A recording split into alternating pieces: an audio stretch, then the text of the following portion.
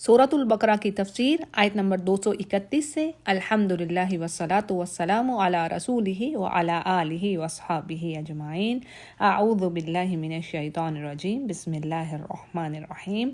पिछली वीडियो में तलाक के मसाइल को हम डिस्कस कर रहे हैं और यहाँ पर भी इन्हीं आयात से रिलेटेड टॉपिक है, यानी इन्हीं के बारे में बात होगी। तो आयत नंबर 231 में भी यही बात आ रही है, वइज़ा तल्लक़्तुमुन्निसा फ़बलग़ना अजलहुन्ना फ़अम्सिकुहुन्ना बिमारूफ़िन औ सर्रिहुहुन्ना बिमारूफ़। यानी बिलीवर से क्या कहा जा रहा है कि जब तुम औरतों को तलाक देते हो और वो अपनी इद्दत पूरी करने पर आएँ, यानी इद्दत के अंदर अंदर या तो तुम इन्हें अच्छी तरीके से बसा लो या फिर भलाई के साथ इनको अलग कर दो, यानी छोड़ दो, तलाक दे दो। और इन्हें तकलीफ़ पहुंचाने की गर्ज से यानी जुल्म और ज़्यादती के लिए ना रोको, यानी इसलिए ना रोको, घर तो बसाना नहीं है, उसको तंग करना है। अब देखें, पीछे हमने पढ़ लिया था ना, अत्तलाक़ु मर्रतान, यानी 2 मरतबा है, यानी 2 तलाक के जो उनका इद्दत का टाइम है उसमें रुजू का हक हासिल है शोहर को। तो इस आयत में भी यही बात कही जा रही है कि इद्दत के अंदर अंदर रुजू हो सकता है, इद्दत गुजरने के बाद नहीं। यानी होता क्या है कि 2 मरतबा तलाक में अगर किसी ने इद्दत के अंदर रुजू नहीं किया, टाइम गुजर गया इद्दत का, अब क्या है कि शोहर के लिए नया निकाह, नया हक महर, निकाह तजदीद होगा।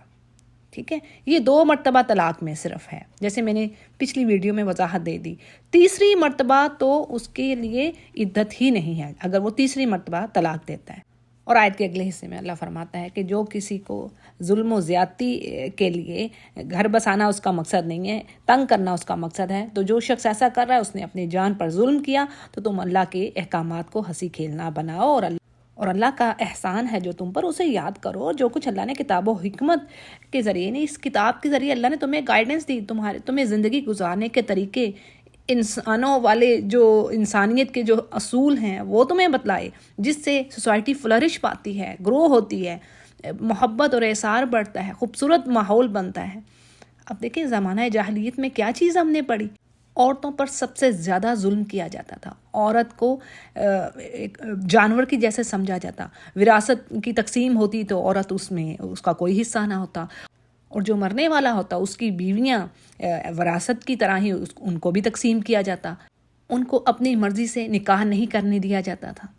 और इसी तरह हम कुछ रिलीजन्स में पढ़ते हैं कि बेवा के साथ इंतहाई जुल्म वाला रवैया रखा जाता। तो ये इस्लाम ने तो अल्हम्दुलिल्लाह आकर ज़िंदगियाँ यानी गर्दनों से तौक उतार दिए, रहमत बनकर आए नबी करीम सल्लल्लाहु अलैहि वसल्लम और ये किताब। तो अल्लाह फरमा रहा है, जो कुछ अल्लाह ने किताब व हिकमत नाजिल किया है, इससे ही तुम्हें नसीहत कर रहा है, इसी के साथ। और अल्लाह से डरते रहो और जान रखो, अल्लाह हर चीज़ को जानने वाला है।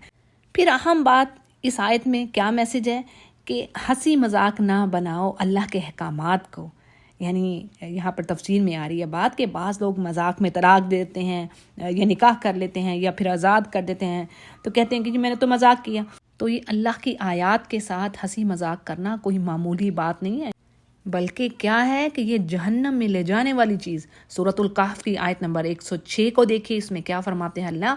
ज़ालिका जज़ाउहुम जहन्नम बिमा कफरू, यानी काफिरों की एक तो सज़ा क्या है, जहन्नम, क्योंकि उन्होंने कुफ्र किया। वत्तखज़ू, और दूसरी चीज़ क्या आ रही है, और उन्होंने बनाया आयाती व रुसुली हुज़ुआ, यानी ये काफिरों का शेवा है, ईमान वालों का तरीका नहीं है ये, अल्लाह की आयात के साथ हंसी मजाक करना। एक और जगह पर भी आती है बात, अल्लाह कहते हैं यही चीज़ रहेगी तुम्हें हंसी मजाक करने के लिए, तुम्हारे लिए और कुछ नहीं है। और जगह जगह हमें ये कुरान का मैसेज मिलता है, यानी इस चीज़ को बड़ा सीरियस लें, ये कोई हल्की मामूली बात नहीं है। अल्लाह ताला माफ़ करे, बचाए हमें इस चीज़ से। तो जी इसीलिए आप सल्लल्लाहु अलैहि वसल्लम ने भी ये बात फरमाई कि मजाक से भी कोई अगर ये जो तलाक की आयात चल रही हैं उनके हवाले से बात है कि मजाक से भी अगर कोई ऐसा काम करेगा, यानी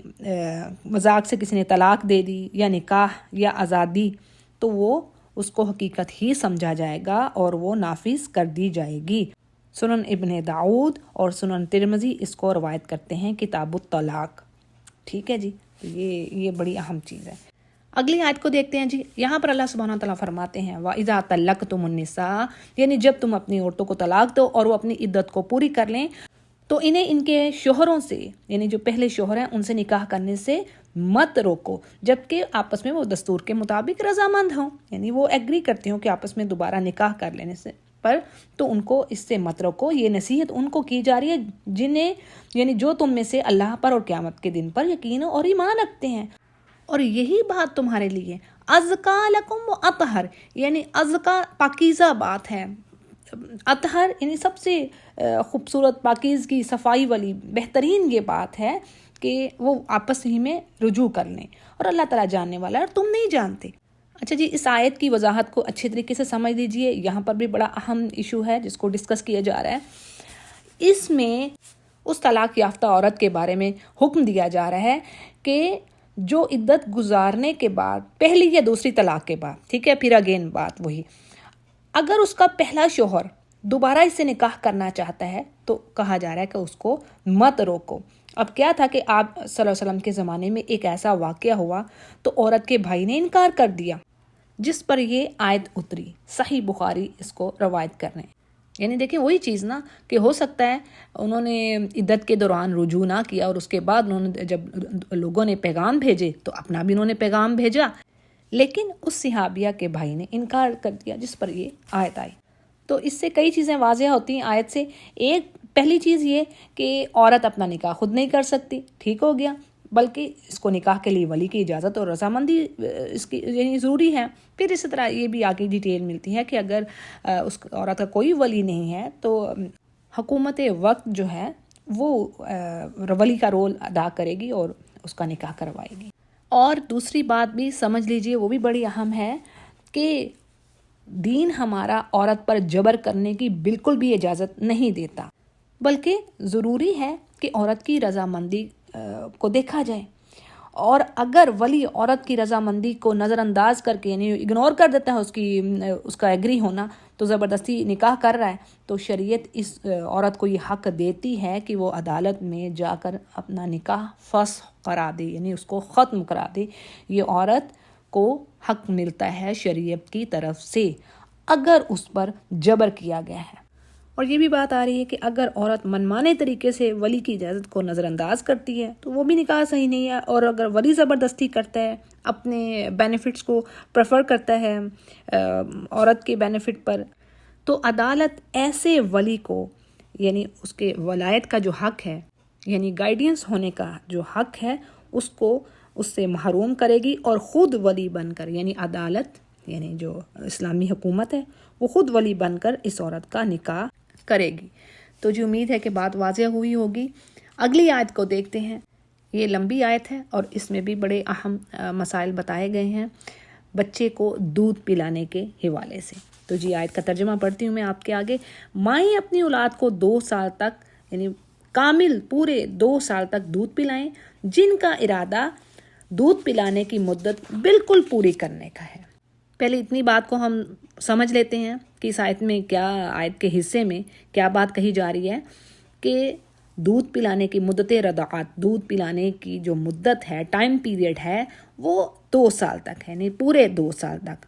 تو کیا پتہ چل رہا ہے کہ اس سے کم مدت تک بھی دودھ پلانے کی گنجائش ہے۔ ہاں، دوسری بات یہ ہے کہ زیادہ سے زیادہ 2 سال ہے، اس سے اوپر نہیں، میکسیمم 2 سال ہے، لیکن اس سے کم بھی اس کی بھی گنجائش نکلتی ہے۔ آیت کے اگلے حصے میں طلاق یافتہ عورتوں کے لیے بات کہی جا رہی ہے۔ اب میں ترجمہ پڑھتی ہوں، لیکن میں نے بات پہلے آپ کو واضح کر دی، یہ آیت کا حصہ کن کے لیے، یعنی وہ عورتیں جن کو طلاق ہو گئی ہے، اور یہاں پر کہا جا رہا ہے کہ جن کے بچے ہیں ان شوہروں کا ذمہ ہے عورت کا روٹی کپڑا دستور کے مطابق، یعنی جتنا وہ افورڈ کر سکتا ہے۔ ہر شخص اتنی ہی تکلیف دیا جاتا ہے جتنی کہ اس میں طاقت ہے، اور آگے اللہ فرماتے ہیں ماں کو اس کے بچہ کی وجہ سے یا باپ کو اس کی اولاد کی وجہ سے کوئی تکلیف نہ پہنچائی جائے۔ اچھا جی، یہاں پر اب بات سمجھ لیجئے کہ طلاق ہو جانے کی صورت میں شیرخوار بچہ اور اس کی ماں کی کفالت کا مسئلہ، یعنی یہ بھی ہر چیز کو مسئلہ بنا لیا ہم لوگوں نے، کیونکہ ہم قرآن کو پڑھتے نہیں ہیں، اور جو اللہ سبحانہ تعالیٰ نے فرمایا ہم اس کے اپوزٹ جا رہے ہیں۔ بھائی قرآن کریم رحمت بن کر آیا، اس میں بلیسنگ ہے ہر اس کی بات میں، اس کو تو ماننا نہیں، ہم نے تو گردنوں میں توق ڈالنی ہے، بوجھ اپنے اوپر۔ تو بڑی خوبصورت احکام ہے کہ اللہ فرما رہے ہیں کہ طلاق ہو جانے کی صورت میں بھی اب شیرخوار بچہ ہے، وہ ماں کے پاس ہے، اس نے دودھ پینا ہے، تو جب تک وہ دودھ پی رہا ہے ماں کی کفالت وہ یعنی روٹی کپڑا باپ کے ذمے ہے جس نے طلاق دے دی ہے، ٹھیک ہے۔ اور پھر آگے اللہ فرما رہے ہیں کہ بھئی اس کی طاقت کے مطابق ہو، جتنا وہ افورڈ کر سکتا ہے، وہ جتنے قابل ہے۔ اب یہاں پر جو بات آئی ہے کہ ماں کو تکلیف نہ پہنچائی جائے، تو اس سے کیا مراد ہے، کیا میننگ ہے اس کے؟ تو مثلاً یہ کہ ماں بچے کو اپنے پاس رکھنا چاہے، مگر کیا ہے کہ شوہر یا شوہر کے گھر والے ایسا نہ کرنے دیں، بچہ اس سے چھیننا چاہیں، پھر اسی طرح یا بغیر خرچ کے ذمہ داری اس کو اٹھانے کو کہیں کہ اسے دودھ پلانے پر مجبور کیا جائے اور اس کو کچھ نہ دیا جائے عورت کو، جو کہ ہوتا ہے ہمارے ہاں، بلکہ اس سے بڑھ کے بھی ظلم ہوتا ہے۔ پھر جو دوسری بات آیت میں آئی کہ باپ کو بھی تکلیف نہ پہنچائی جائے بچے کی وجہ سے، تو اس سے مراد یہ ہے کہ ماں دودھ پلانے سے انکار نہ کرے، یعنی اس کو دودھ پلائے بچے کو، یا پھر باپ کی حیثیت سے بڑھ کر اس سے مطالبہ کرے، یعنی جو اللہ نے یہاں پر کہہ دیا کہ اس کا نان نفقہ اس نے دینا ہے، روٹی یعنی روٹی کپڑا لباس، تو یہ ہو کہ وہ اس کی استطاعت سے بڑھ کر اس سے مطالبہ کرے، تو ایسا بھی منع کیا گیا، یعنی دونوں طرف کو روکا گیا۔ سبحان اللہ، دونوں کے لیے احکامات آئے ہیں۔ پھر ایک اور مسئلہ بتا دیا گیا کہ اگر باپ فوت ہو گیا، ٹھیک ہے، بیوہ ہے کوئی، اب اس کا بچہ شیرخوار، تو باپ کے فوت ہو جانے کی صورت میں یہی ذمہ داری وارثوں کی ہوگی، یعنی جو شوہر کی ذمہ داری تھی نا اس کو روٹی کپڑا اور لباس دینا ہے، تو وہی ذمہ داری وارثوں کی ہوگی کہ وہ بچے کی ماں کے حقوق صحیح طرح ادا کریں، نہ کہ عورت کو تکلیف دیں اور نہ ہی بچے کی پرورش میں کوئی پریشانی ہو اسے۔ پھر اسی طرح جی ایک اور پوائنٹ بتا دیا گیا کہ اگر دونوں یعنی میاں بیوی جن میں طلاق ہو گئی ہے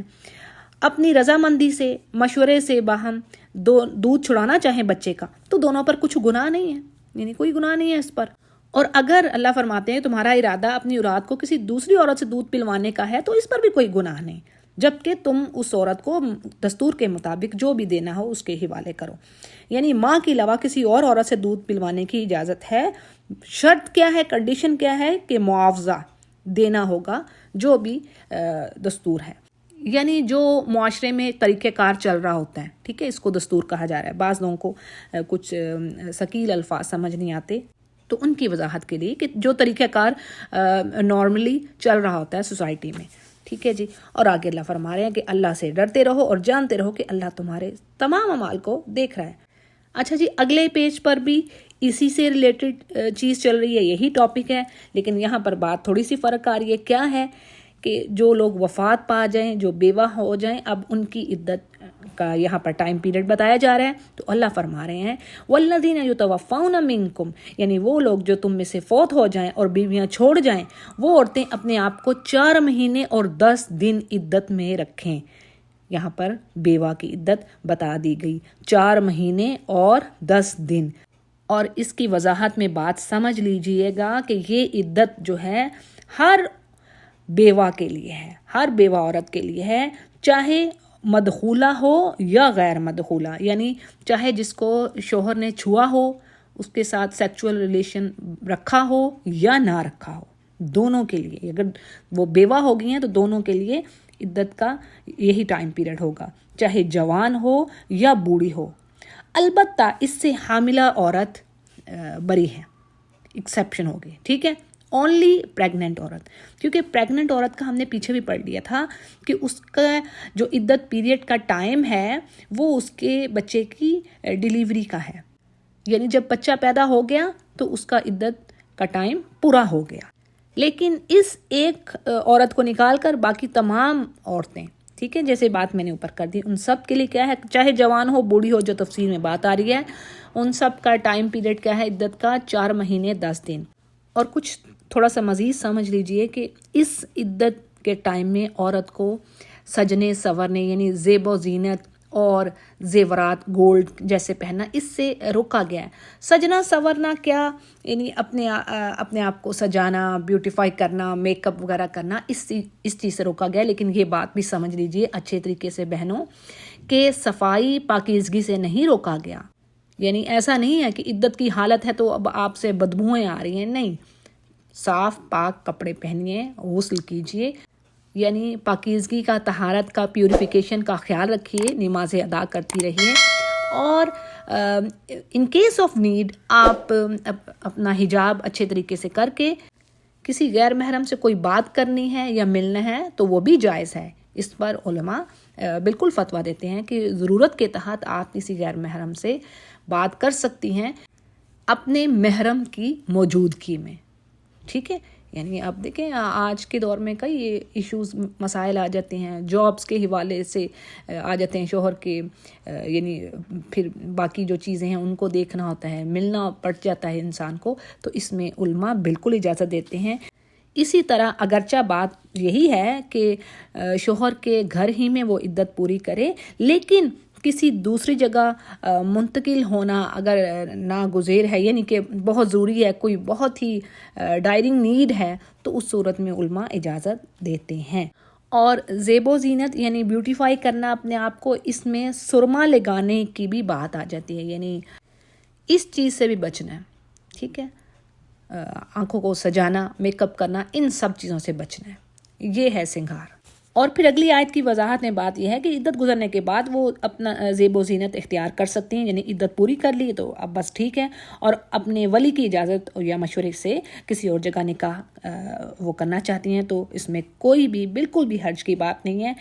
سبحان اللہ، اس سے کیا پتہ چل رہا ہے کہ ہمارا دین بڑا ہی خوبصورت دین ہے، ہر ایک کے حقوق کا اچھے طریقے سے خیال رکھ رہا ہے. یعنی ایسا نہیں کہ جیسے ہندوؤں جیسے اثرات جو ہمارے معاشرے میں پائے جاتے ہیں کہ بیوہ ہو گئی تھی، اب اس نے دوسرا نکاح کر لیا تو اس چیز کو نہایت برا سمجھا جاتا ہے، اس نے یہ کیا کر لیا. اللہ نے اس کو بالکل حق دیا ہے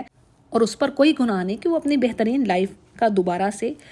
شروعات کرے. اور آخر میں اللہ فرما رہا ہے کہ اللہ خوب جانتا ہے، خبردار ہے جو تم کام کر رہے ہو. پھر جی آگے کہا جا رہا ہے کہ تم پر کوئی گناہ نہیں کہ تم اشارتاً یعنی واضح طریقے سے بات نہ کرو، لیکن اشارہ دے دو ان عورتوں سے جو بیوہ ہو چکی ہیں لیکن ابھی عدت میں ہیں، یا پھر ان کو 3 طلاقیں مل چکی ہیں، طلاق بائنہ. تو اب کیا ہے کہ ابھی عدت کے دوران ایسی عورتوں سے واضح ڈائریکٹ پیغام مت دو نکاح کا، بلکہ کیا ہے اشارہ کر دو، اشارتاً بات سمجھا دو، واضح کر دو. اور اللہ کو خوب پتہ ہے جو تم نے دل میں بات چھپائی ہوئی ہے کہ ان قریب تم تذکرہ کرو گے ان عورتوں کا، یعنی جن سے جن کی طرف ان کا رجحان ہے. لیکن اللہ آگے فرماتے ہیں وَلَٰكِن لَا تُوَاعِدُوهُنَّ، لیکن دیکھو چھپے وعدے وعید نہ کرنا، چھپی دوستیاں نہ کرنا، الا ان تقولوا، مگر یہ کہ تم اچھی بات کہو. اب دیکھیں اگین ذرا میں کوئکلی آپ کو واضح کر دوں کہ بیوہ عورت جس کا ابھی ٹائم پیریڈ چل رہا ہے، اور اس طرح وہ عورت جس کو 3 طلاقیں ہو چکی ہیں، اس کو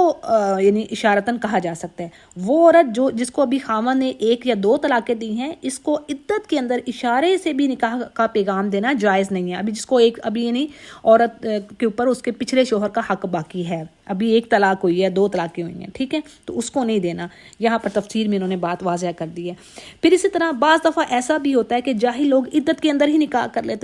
تو یہ بات بھی نہایت گناہ کی بات ہے. بھی اللہ تو کہہ رہا ہے کہ نا ابھی ان کو صرف اشارے سے کہو، جب تک ان کی عدت پوری نہ ہو ان کو نکاح کا پیغام بھی واضح مت دو. کجا کے رادر کے آپ نکاح ہی کر رہے ہو عدت کے اندر، تو یہ چیز بھی درست نہیں ہے. اب اس کے بارے میں کیا حکم ہے کہ اگر ان کے درمیان یعنی اگر کسی نے عدت کے درمیان ہی کسی سے نکاح کر لیا ہے تو ان کے بارے میں کیا حکم ہے کہ اگر ان کے درمیان ہم بستری نہیں ہوئی، یعنی ریلیشن نہیں ابھی انہوں نے بنایا آپس میں، تو ان کے درمیان جدائی ڈال دی جائے، یعنی ان کو علیحدہ سپریشن کروا دی جائے ان میں. اور اگر ہم بستری ہو گئی ہے، یعنی اگر انہوں نے آپس میں سیکچول ریلیشن بنا لیے ہیں، تو تب بھی سپریشن ضروری ہے. تاہم دوبارہ ان کے درمیان عدت گزرنے کے بعد نکاح ہو سکتا ہے یا نہیں ہو سکتا، اس میں جو علماء ہیں وہ ڈس ایگری کرتے ہیں، یعنی کچھ 2 طرح کی اوپینینز ہیں، ٹھیک ہے، اختلاف ہے. بعض علماء یہ کہتے ہیں جی کہ ان کے درمیان اب کبھی نکاح ہی نہیں ہو سکتا، جنہوں نے عدت کے درمیان کر لیا تو اب تو نہیں ہو سکتا، ٹھیک ہے. لیکن ایک دوسرا گروپ ہے وہ یہ کہتا ہے کہ جی جمہور علماء آپ کہہ لیں کہ گروپ آف اسکالرز جو ہیں، جو زیادہ سارے جو اسکالر ہیں، وہ یہ کہتے ہیں جی کہ ان کے درمیان نکاح ہو سکتا ہے. وہ کہتے ہیں یہ بات جائز ہے، دوبارہ نکاح ہو سکتا ہے. تفسیر ابن کثیر. اور آگے اللہ فرما رہے ہیں وَلَا تَعْزِمُوا عُقْدَةَ النِّكَاحِ حَتَّى يَبْلُغَ الْكِتَابُ أَجَلَهُ، یعنی نکاح نہ کرو جب تک کہ عدت ختم نہ ہو جائے ایسی عورتوں کی جو اوپر ڈیٹیل سب ہو چکی. اور اللہ کو تمہارے دلوں کی باتوں کا خوب علم ہے اور تم اس سے خوف کھاتے رہو، یعنی اللہ کا ڈر رکھو اور یہ بھی جان رکھو اللہ تعالیٰ بخشش کرنے والا اور حلم والا ہے۔ اچھا جی، اگلی آیت میں ایک اور بڑا اہم ایشو، اس کو بھی سمجھ لیجئے، اور کہا جا رہا ہے کہ وہ لوگ جو عورتوں کو بغیر ہاتھ لگائے اور بغیر ان کا مہر مقرر کیے طلاق دے دیتے ہیں، یعنی وہ ان سے کوئی ریلیشن نہیں بنا رہے، ان کو مہر بھی نہیں انہوں نے دیا، فکس نہیں کیا، تو اس پر ایسا ہے کہ اس میں کوئی گناہ کی بات نہیں۔ ہاں، اگر وہ ان کو طلاق دے رہے ہیں عورتوں کو تو انہیں کچھ نہ کچھ متاع، کچھ نہ کچھ فائدہ دو، اور جو خوشحال ہے، جو افورڈ کر سکتا ہے وہ اپنے انداز سے اچھے طریقے سے زیادہ دے، اور جو تنگ دست ہے وہ اپنے طاقت کے مطابق دے۔ اور یہ حق ہے کن پر؟ احسان کرنے والوں پر، جو بھلائی کرنے والے لوگ ہیں، ٹھیک ہے؟ یعنی طلاق دیتے وقت بھی اللہ کہہ رہے ہیں اب یہ فرض نہیں ہے، لیکن کچھ نہ کچھ متاع دینا یہ متقین کا طریقہ کار ہے۔ اچھا جی، اس میں اب ذرا اس کی وضاحت آپ سمجھ لیجئے کہ اس آیت میں اس عورت کے بارے میں حکم ہے جس کا حق مہر مقرر نہیں ہوا تھا نکاح کے وقت، اور کیا ہوا کہ شوہر نے اس کو چھوئے بغیر، یعنی اس سے کوئی ریلیشن بنائے بغیر عورت کو طلاق دے دی، تو اب کیا ہے، اسے کچھ نہ کچھ فائدہ دے کے رخصت کرو، اور ایسی عورت کی عدت نہیں ہے۔ پیچھے بھی میں بتا چکی ہوں، لیکن اگین یہاں پر سمجھ لیجئے، جس عورت کو مرد نے چھوا نہیں اور اسے طلاق دے دی ہے، پہلی بات تو یہ کہ اس کی عدت ہی نہیں ہے، ٹھیک ہے؟ اب یہاں پر ایک دوسری چیز مینشن کی ہے اللہ نے کہ اگر مہر اس کا نہیں مقرر، فکس نہیں کیا، تو اب کیا ہے، جو تفسیر میں بات آ رہی ہے، کہا جا رہا ہے کہ خوشحال اپنی حیثیت کے مطابق، اور جو پور ہے، جو افورڈ نہیں کر سکتا زیادہ، وہ اپنی طاقت کے مطابق کچھ نہ کچھ دے کر اس کو کچھ متاع، کچھ فائدہ اس کو دے کر رخصت کرے۔ اسی طرح قرآن کریم کی اسی سے ریلیٹڈ اگلے پیج پر ہم آیت پڑھیں گے، تو اس سے علماء کہتے ہیں کہ معلوم یوں ہوتا ہے کہ ہر قسم کی طلاق یافتہ کے لیے یہ حکم ہے کہ کچھ نہ کچھ اس کو فائدہ دے کر رخصت کیا جائے۔ یہ متقین کا شیوہ ہے، یہ متقین کی خوبی ہے۔ اور دیکھیں ہمارے معاشرے میں کیا ہو رہا ہے، احسان، اچھا سلوک، اللہ کا خوف، ڈر، ہمدردی، یہ سب چیزیں ختم ہو جاتی ہیں، اور گندے الزامات، طعنے تشنیع اور برائی کے ساتھ اس کو رخصت کیا جاتا ہے۔ پتہ نہیں کہاں ہمارا ایمان چلا گیا، یعنی ٹھیک ہے، غم اور غصہ، اور اسی طرح خوشی کے لمحات میں، یعنی یہ دو چیزیں ایسی ہیں، دو جو مواقع ہوتے ہیں جن میں انسان اپنے آپ سے باہر ہو جاتا ہے، اور انہی دو جگہوں پر، یعنی خوشی آئی تو ہم آپے سے باہر ہو گئے، اللہ کی نافرمانیاں کرنے لگے۔ اب دیکھیں شادی بیاہ ہو رہے ہیں، وہ اسراف ہوتا ہے، وہ شیطان کے راستے میں پیسہ خرچ ہوتا ہے، اللہ کی پناہ، یعنی پھٹ پڑتے ہیں ہم، بالکل یہی بات ہے کہ پھٹ پڑنا۔ اور اسی طرح غصہ آیا، غمی آئی، پریشانی ہوئی، وہ بھی ہم اس میں بھی اوقات سے باہر ہو گئے، لیمٹس کراس کر لیں۔ تو اللہ ان دونوں چیزوں میں اللہ سمجھا رہا ہے کہ دیکھو جو متقین ہیں ان کا یہ شیوا نہیں ہے، اللہ سے ہمیشہ ڈرنے والے، ہر حال میں خوشی اور غمی، ہر حال میں اللہ کا خوف رکھنے والے۔ تو بات یہ ہے کہ متعلقہ کو اتنے برے طریقے سے رخصت نہ کرو کہ ہمیشہ کے لیے تعلقات ہی ہم ختم کر دیتے ہیں۔ ہمارا تو حال یہ ہے کہ ایک رشتہ نہیں ہوا، آپ طلاق کی تو بات دور کی، اب اگر منگنی ٹوٹ گئی ہے یا منگنی نہیں بھی ٹوٹی جی، اس سے بھی کم پہ آ جائے گا، رشتہ نہیں کسی نے دیا، فلاں بھائی نے رشتہ نہیں دیا یا فلاں بہن نے رشتہ نہیں دیا، تو اب تو ساری عمر اس کی شکل نہیں دیکھنی۔ نعوذ باللہ، پتہ نہیں ہم اللہ اور رسول کی خاطر سارے کام کیوں نہیں کرتے؟ یعنی ایمان کا مزہ ہی تو تب ہی ہے نا کہ اللہ اور رسول کی خاطر کسی سے محبت رکھنا اور کسی سے نفرت رکھنا، یہ چیزیں تو ہم نے مٹ گئی۔ اللہ ہم پر کرم کرے، رحم کرے، ہمیں سیدھے راہ کی طرف ہدایت دے۔ تو جی یہ ڈیٹیل تھی، میں نے آپ کو دے دی اس کے حوالے سے۔ پھر جی آگے کہا جا رہا ہے کہ اگر تم عورتوں کو اس سے پہلے طلاق دیتے ہو کہ تم نے انہیں ہاتھ نہیں لگایا اور تم نے ان کا حق مہر مقرر کر دیا، اب پہلے اوپر ایک اور بات تھی، یہاں پر دوسری چیز ہے کہ ان کو طلاق تو دے دی عورتوں کو، تم نے چھوا نہیں ہے، لیکن تم نے حق مہر فکس کیا ہوا تھا، تو پھر اب کیا کرنا ہے اس کو بھی سمجھ لیجئے گا کہ آدھا، ہاف، نصف جو مقرر کیا ہوا نا، فرض کر لو کسی نے 1 لاکھ مقرر کیا شادی کے وقت، اب اس نے اس عورت کو چھوا نہیں، لیکن طلاق ہوگی، اب کیا ہے، طلاق دینے کے بعد اس نے حق مہر 50,000 دینا ہوگا، آدھا حق مہر اس کا واپس کرنا ہوگا۔